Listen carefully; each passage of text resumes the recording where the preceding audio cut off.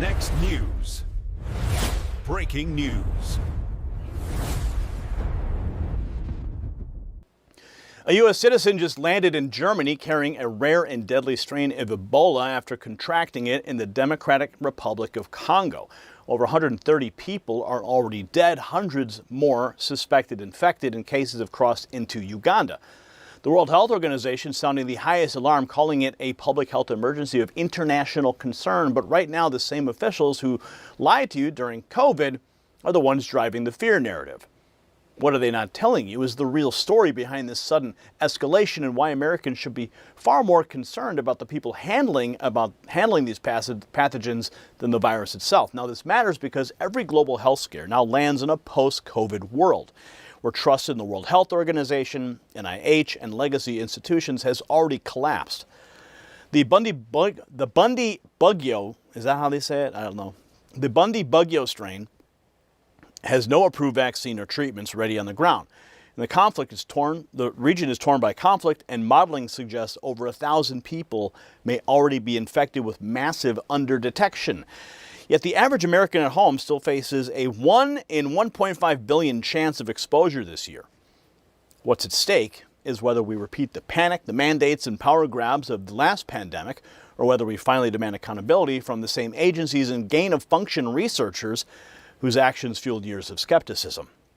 Governments are extracting patients with special planes while questions swirl about how a top NIH virologist was caught smuggling Congo pathogens just before the outbreak. Before we go further into the national security questions this crisis raises, here's a critical mineral story that directly affects America's defense readiness. This is breaking news tonight on America's critical mineral supply chain. SAGA Metals, trading as SAGMF in the United States and SAGA in Canada, is now emerging as a major story in the race to secure materials tied directly to national defense. In less than 6 months, SAGA has moved with unusual speed. And last week, the company announced a 100% drill success rate across all 57 holes at its radar project, and they finished ahead of schedule. Now, that matters because radar is being positioned as a potential host for strategic resources that keep our military and manufacturing independent from hostile foreign suppliers. Check out the in-depth interview with the CEO on this topic I did over the weekend, and check the exclusive briefing link below, but it's only for Next News viewers. Now back to the Ebola story and the growing questions about how these outbreaks are managed. See, what makes this outbreak different from past scares is the immediate collusion with explosive new allegations against an NIH-linked researcher caught smuggling pathogens from the exact region now in crisis. That connection is fueling a fresh wave of public distrust that no official reassurance can easily calm. We have this from Mario Nafal, a U.S. citizen who contracted Ebola in the Democratic Republic of Congo, has now officially arrived in Germany for treatment. The rare strain of the virus has already killed over 130 people in the latest outbreak, which the World Health Organization warned may be spreading faster than originally thought. They've declared it an international emergency, and cases have already spread to neighboring Uganda. So here's some of the video from the ground there. The citizen contracted Ebola, arriving in Germany. High containment units arriving at the Charité University Hospital. So an American Ebola patient landing in Germany for treatment, but the World Health Organization chief is now warning that hundreds more suspected cases could still be spreading undetected. Here is the World Health Organization Director, Tedros Adhanom Ghebreyesus. Yeah, I love it when this guy's face shows up. It only means lies. There are several factors that warrant serious concern about the potential for further spread and further deaths. First, beyond the confirmed cases, there are almost 600 suspected cases and 139 suspected deaths. We expect those numbers to keep increasing, given the amount of time the virus was circulating before the outbreak was detected. So that is a clip for you there. They say suspected cases are nearing 600. New reports show the outbreak may have already jumped province into Uganda with far more infections than first thought. World Health Organization warns outbreak may be spreading faster. The Ebola outbreak in the Democratic Republic of Congo has killed 136 people, over 514 suspected cases. Researchers warn more than 1,000 may already be infected and is spreading across province. This is from News Force. The Ebola outbreak in the Democratic Republic of Congo might be spreading faster than first thought, and people near the epicenter say they are scared, confused, and unsure how to protect their families.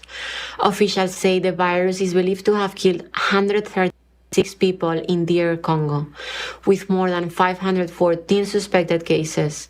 One person has also died in neighboring Uganda, but the real number might be higher. Modeling from the MRC Center for Global Infectious Disease Analysis in London suggests there has been substantial underdetection, and researchers cannot rule out that more than 1,000 people have already been infected. The World Health Organization's Dr. Anne Ancia told the BBC that the more investigators look, the clearer it becomes that the outbreak has already spread into other areas, including across the border and into other provinces.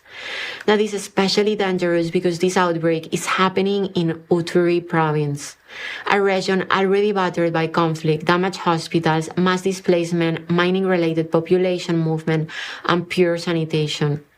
Local residents told the BBC people are washing their hands and trying to be careful, but they want basic protective supplies like masks.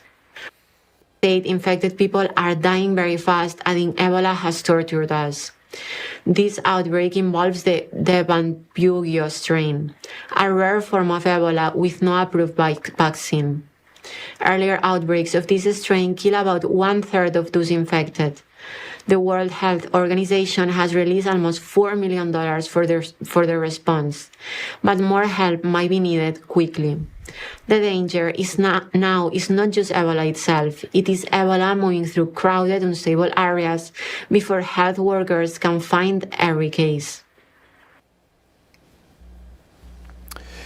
So we have that. The officials admitting the virus spreading for weeks before anyone caught it. One analyst says the average American still faces a 1 in 1.5 billion chance of catching it.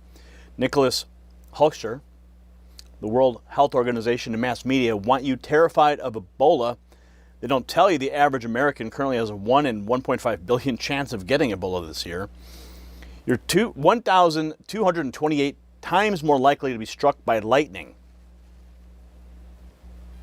Currently, right now, the average American has a 1 in 1.5 billion chance of getting Ebola this year.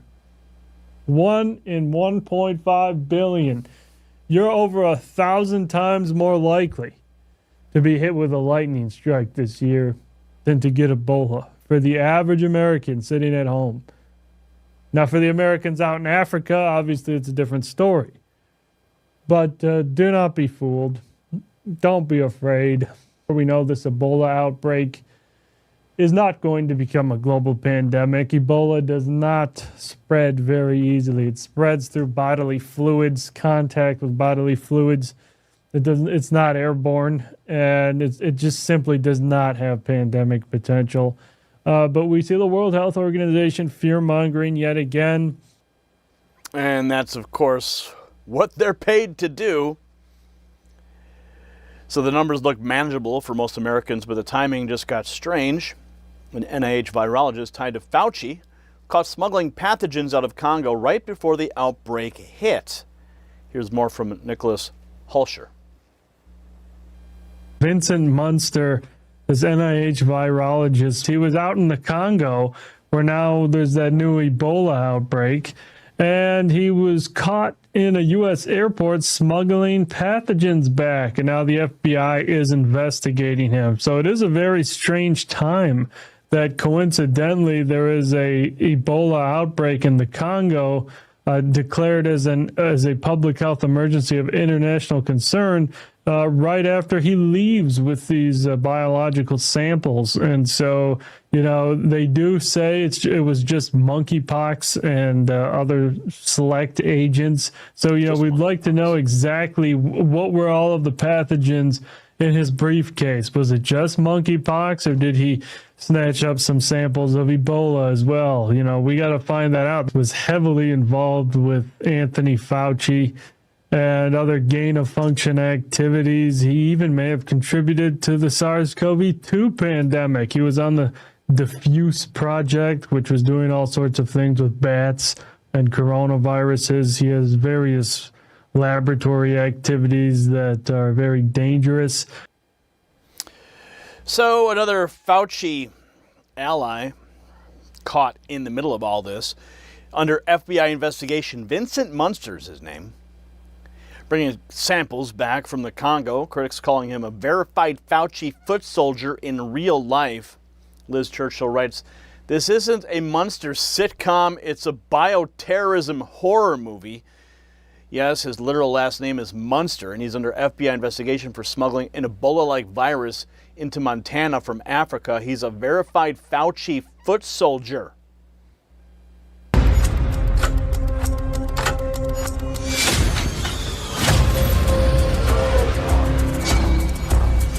Guy. Pardon his allies. At least he's under FBI investigation, right? At least we've got that. So his last name fits the script, but the pattern's familiar. Senator Rand Paul just laid out how Fauci overruled 6 of 7 scientists on COVID's lab origins. Rand Paul. Fauci walked into a CIA briefing in 2020, overrode 6 out of 7 scientists who said COVID came from a Wuhan lab. This isn't a conspiracy, it's a convergence of interest. They funded gain-of-function research. The virus leaked, so they covered their tracks. And of course, if you brought that up at the time, you were at risk of having your YouTube channel terminated, your Twitter account terminated, your entire life destroyed and canceled because you simply asked a question. But now it's common knowledge. To us, it was extraordinary that from the very beginning, the CIA scientists that were hired to look at this said it looked like it came from the lab. All of the evidence seemed to point towards that this was a lab leak, in all likelihood accidental, but that it came from the lab in Wuhan, China. And yet they were being overruled by people. Specifically, the whistleblower said that Anthony Fauci came in 2020 and they had a 90-day period in which all the intel was going through the National Intelligence Center. They were going to come up with a conclusion of what everybody was thinking, that Anthony Fauci was brought in, and basically they took his opinion over all of their scientists. And their scientists were nearly unanimous. It was like 6 out of 7 of the scientists that were experts in this field all said it came from the lab. Anthony Fauci comes in and says no. But the one question they never ask, and this is the real sort of conspiracy, and people say, what is a conspiracy? Is it people rubbing their hands together and making money? Were they all in a cabal? And it's not really as sexy as that. It's more that they have the same a convergence of interests. George Carlin said you don't need to have a conspiracy to explain something where interests converge. And the interest is basically covering their tracks because they funded this dangerous research. It was a serious mistake in judgment, maybe one of the worst mistakes in judgment of the last century, to fund dangerous gain-of-function research in Wuhan. They fund it. Now this virus takes off, so what do they do for the next several years? Even people who didn't know each other, they're all doing the same thing. We don't want anything to link us to funding this, and so we'll just deny that it was gain-of-function. So I think the shocking thing was that how much power Anthony Fauci had, even in the CIA. This isn't the NIH. This is the CIA that Anthony Fauci's influencing. Anthony Fauci influencing the CIA. No wonder he got a pardon. Fauci's influence over intelligence and gain-of-function work keeps drawing fire. Health officials now tracking the rare strain with no approved vaccine. Already killed more than 130 people. Health officials are sounding the alarm over the rare Ebola outbreak that has reportedly infected more than 500 people, killed at least 134. Here is breaking 911.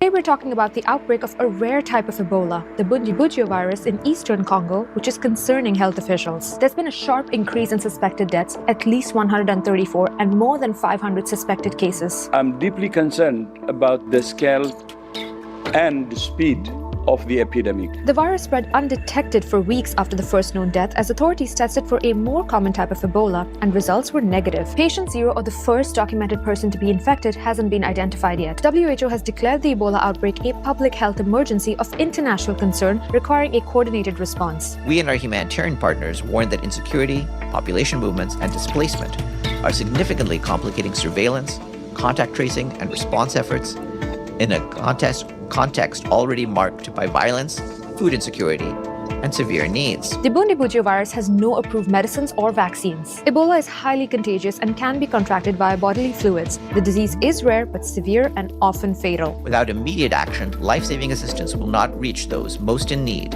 and critical humanitarian gains risk being reversed. So, there you have it.